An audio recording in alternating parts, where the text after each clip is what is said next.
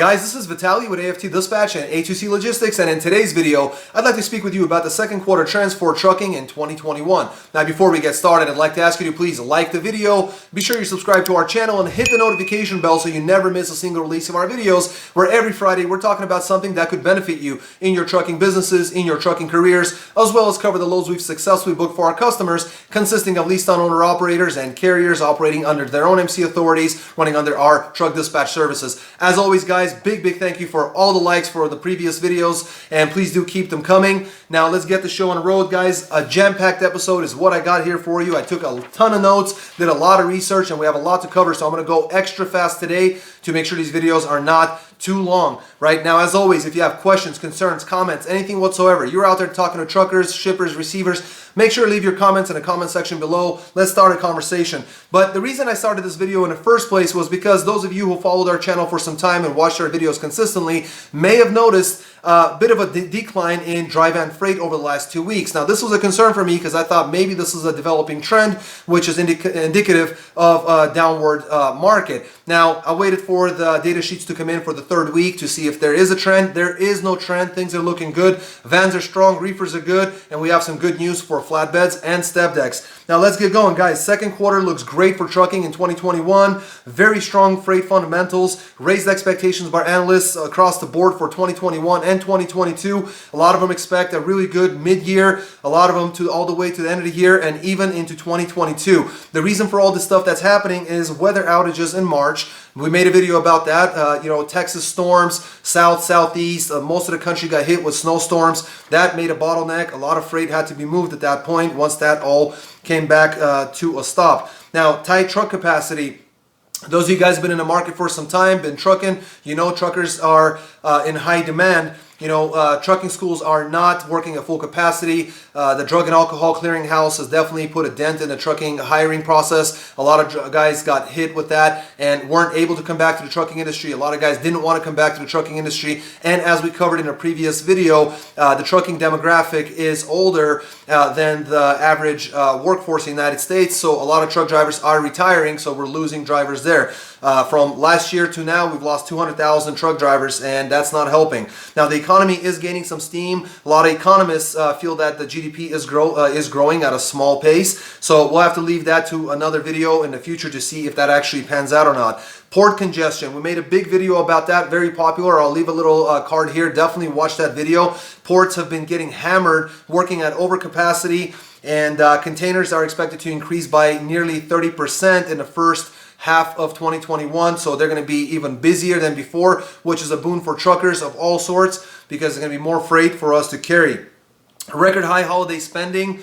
We have more holidays coming in. There's more people coming back to work. Back to school stuff is coming back in, and there's low inventory, which is, again, we made a really good video about that. Definitely watch that. Low inventory is good for trucking, more freight for us to carry. Retail sales are up at 14.3% year over year for the first quarter of this year. Again, excellent for low inventory. Retail sales are up. All those shelves have to be restocked. All those stores have to be restocked.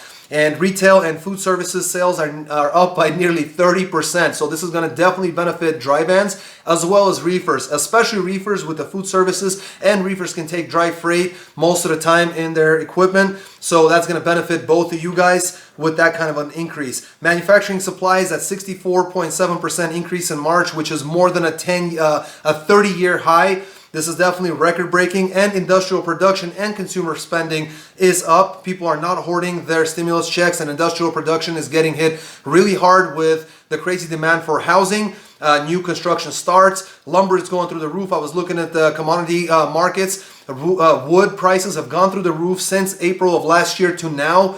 And this April, about a week, from last week to now, from the time of recording this video, it's hit an all-time high. So flatbed guys and step deck guys, I couldn't really give you any good news for some time now. This is good news because you guys are the ones who carry that type of freight. This is going to benefit you guys quite a bit. Now, tender volume continues to increase, and it's at the highest point this month. Tender rejections are above 25% since the March storms that we've talked about. So those two things are definitely going to benefit in conjunction. Rates continue to surge. There's no relief in sight, and freight flow is expected to remain high. With those two items together, that basically means that rates will continue to go up, and there's a lot of freight to be moved, so there's going to be no choice but to do that. And with tender rejections above 25% since March storms, guess what? Brokers are under the gun. They basically have to raise the prices in order to get that freight shipped, because 1 out of 4 loads is getting rejected. They have to make the prices go up. But don't feel bad for the brokers, because I looked at that side as well. They're making more money than before because higher prices made for higher margins. So they're doing quite well. And as if all of this wasn't good news, guys, let's finish off on a high note. Spot market freights are 30 to 70% higher in the first quarter of this year and 80% higher since last week. So everything is starting off really, really good. We're having a good year, and it looks like it's going to continue to be this way. So guys, I know this video made you smile. Do us a favor, hit that like button. Let's get this video in front of more folks. Share it on social media, subscribe to the channel, and I'm going to switch over to camera. We're going to look over the loads that we booked for our customers. I'll see you guys in just a moment. Welcome back, guys. Let's take a look at some of these loads. Another great week, and I do want to mention my microphone broke. That's why it sounds so bad in today's weekly video, but by next week we'll take care of that. So we'll start off with a reefer coming out of Grand Prairie, Texas, going with a 1-pick 2-dropper to Lee Summit, Missouri, and Olathe, Kansas. A 38,000-pound load of frozen chicken, 587 miles booked at $1,500. That's $256 a mile. Then out of Olathe, Kansas, going to North Platte, Nebraska, a load of groceries going to a Walmart delivery, 433 miles booked at $1,900. Got them $439 per mile. Then Council Bluffs, Iowa, going to Indianapolis, Indiana. This is 599 miles for 42,900 pound load of frozen beef. It was originally booked at $2,500, but earlier that day we ended up getting a tonu for $150 for a canceled load. So ended up booking this at $2,650 for 599 miles. Got them $442 a mile. Then Crawfordville, Indiana, going to Salem, Virginia, 35,000-pound load of chilled groceries. It was a Kroger delivery, 530 miles booked at $2,250, got them $425 per mile. And finished off with Mount Crawford, Virginia. This was a pickup that's going to actually pick up on May 2nd and deliver on the 3rd. It's Mount Crawford, Virginia, going to Lancaster, New York, 40,000-pound load of coffee creamer, 404 miles booked at $1,800, got him $446 per mile once he delivers.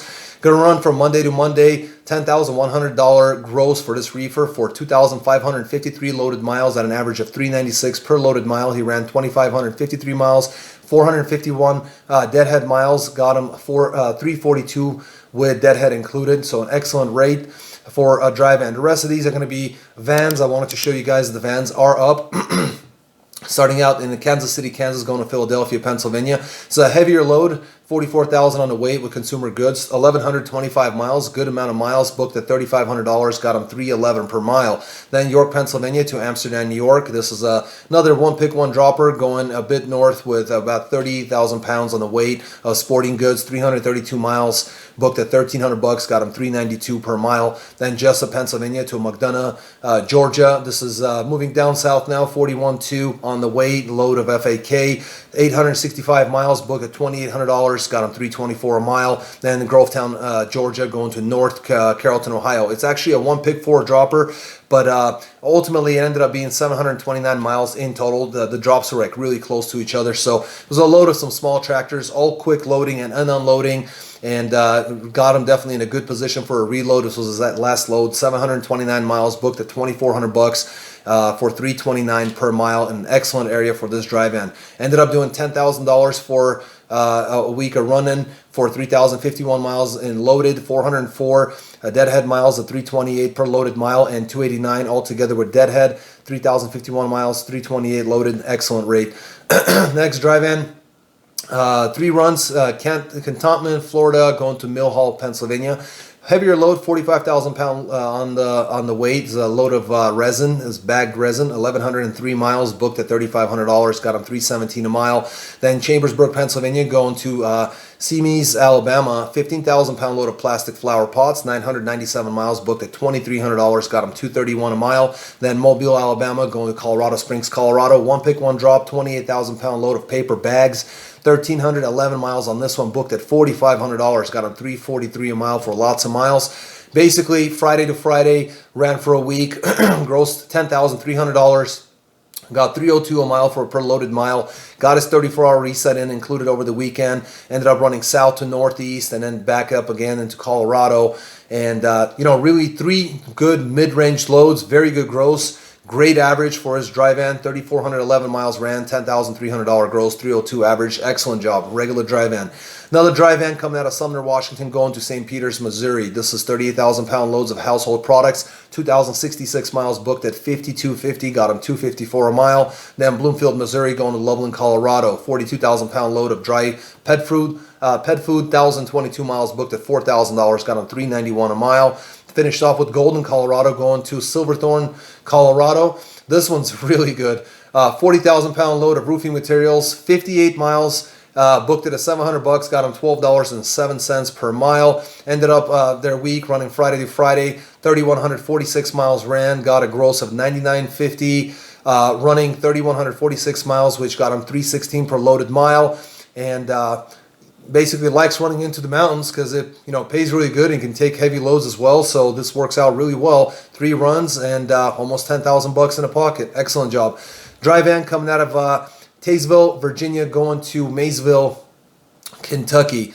43.5 on the weight, load of baled cardboard boxes, recycled, but definitely clean. 264 miles booked at $1,400, got him $530 a mile. Then Trenton, Ohio, going to Clarksville, Tennessee. 43.4 on the weight, load of beer, 316 miles booked at $1,100, got him $349 per mile.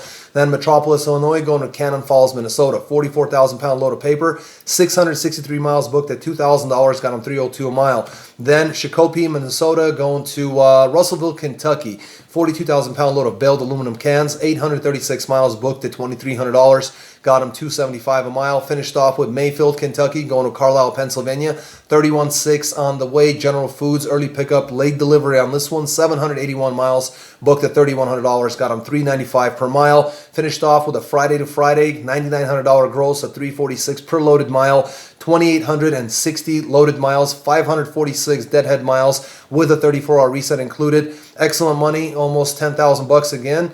And finally, with a dry van coming out of Murray, Kentucky, going to Little Rock, Arkansas. It's a load of signage. It was palletized on skids. It was a 4,000 pound load, so quite light. 303 miles booked at $1,650, got him $545 a mile. Then Arkansas City, Arkansas, going to Clintonville, Wisconsin. 42,000 pound load of paper rolls. 907 miles booked at $2,800, got him $309 per mile.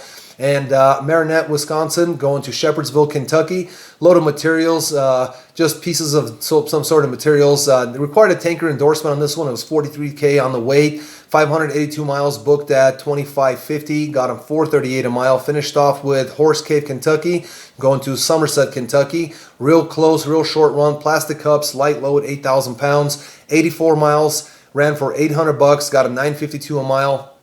Finished off strong, went to a good market, running Friday to Friday, doing a gross of $7,800, driving for only 1,876 miles, which got him $416 per loaded mile.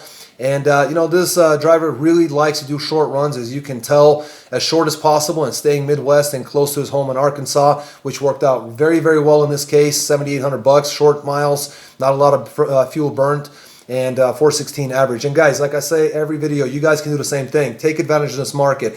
If you have equipment, definitely take advantage. If you're not getting these kind of rates, give us a call. You can text us 801-448-6363. If you're a lease-to-own owner-operator, we have an owner-operator program, very transparent, low cost, show you all the rate confirmations, get you these kind of rates. Same thing for carriers. You have company drivers, bring them over. We'll take care of them. So again, 801-448-6363. Call or text. Get more information on our website at aftdispatch.com/go. There's also a chat box is going to scroll across the screen here. And basically, fill out that chat box on any of the pages on our website, at aftdispatch.com, and fill that out. We will get back to you. We always do. If you have any questions, leave us a comment in the comment section below. But in any case, if you're not making this kind of money, you should be, because it looks like the markets are going to be hot for a while. Talk to you soon, guys.